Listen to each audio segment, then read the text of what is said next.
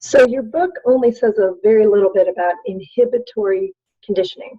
This is when we have a CS minus, and I'm going to quickly go over it, but also add a little information from the book, so it's a good thing you're watching the video. As I said, typically we talk about excitatory conditioning. We learn to associate a CS with something, and it's going to tell us something's going to happen. Now, those are called CS pluses. The pluses means something's going to happen. But CS minus is the opposite. It tells us when something will not happen.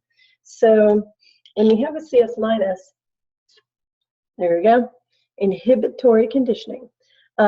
Often, your book talks about safety signals. So if we're nervous about something and then we see a cue that tells us it's not going to happen today, kind of think of that commercial with that basketball player, not today. So think of CS minus as not today.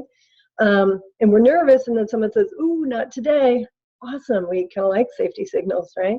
But it can also work in the other direction. So you're expecting something good to happen, and there's a cue that says, not today, right? So let's throw an example out there. Let's say you're nervous about gym class because you have this sadistic gym teacher that's going to make you run laps and you hate it. And you walk in, and there's a substitute teacher. And that tells, whenever you have a substitute teacher, you don't have to do all those horrible things. So it's like, yeah, substitute teacher is the CS minus that tells you you're not going to be forced to run laps in gym, right? Now let's spell out that example. Well, here, this is the extra thing your book doesn't tell you. How do we learn that a CS minus is meaningful? I mean, how can it have meaning? Like a substitute teacher, meaning we don't have to run laps today. Well, then we had to have first expected to have run laps. We had to have expected a US in the first place and learn something about that before we can learn it's not going to happen. So here's the weird thing. To have inhibitory conditioning, you actually first have to have excitatory conditioning. So I actually have to have this background CS plus. So let's put that in there. Let's say, going to gym gets me all, bad, I'm happy, unhappy, nervous, like I'm going to gym class. Oh, we're walking there. It's Wednesday. Oh. But that's because it's associated with, I want to write being tortured in gym class, but we'll say, running laps. Obviously, I use a lot of personal experience in my teaching, so maybe you loved running laps, but for me, it was like, oh, I hate this, right? And so,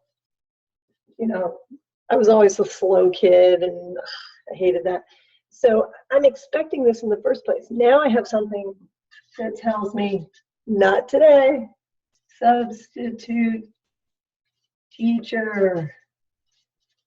Our substitute teacher would let us just sit and talk. They hardly worked. They didn't get paid anything hardly anyway. So we didn't have to do regular gym stuff. They let us choose, oh, you want to jump rope or play foursquare? So the CS minus, what it does, since this isn't going to happen, it basically inhibits our normal response. That's the inhibitory conditioning. Okay, so CS minus says this thing you expected, you've learned about in the past through excitatory conditioning, not going to happen today. So I inhibit my normal response, which is cool. That's actually the thing. That's what I want to tell you, is that there's this background excitatory conditioning in order to allow for inhibitory conditioning. And often I'll use that as my sort of discriminating exam question to say, hey, so what's so important about excitatory conditioning for inhibitory conditioning? And you'd have to write something like, well, you'd have to have that first for the CS minus to mean anything, to cancel anything out. There has to be a conditioned response to be inhibited in the first place. So be looking for something like that today on your week 1 exam. That should do it though. CS minuses tell you something is not going to happen. I think that'll probably cover it. You've got a chapter 3 quiz C that you can take many times. There's only about 18 questions in that pool anyway. So just take it a few times to make sure you're good on inhibitory conditioning. But it also has opponent process, so make sure you got that under wraps too.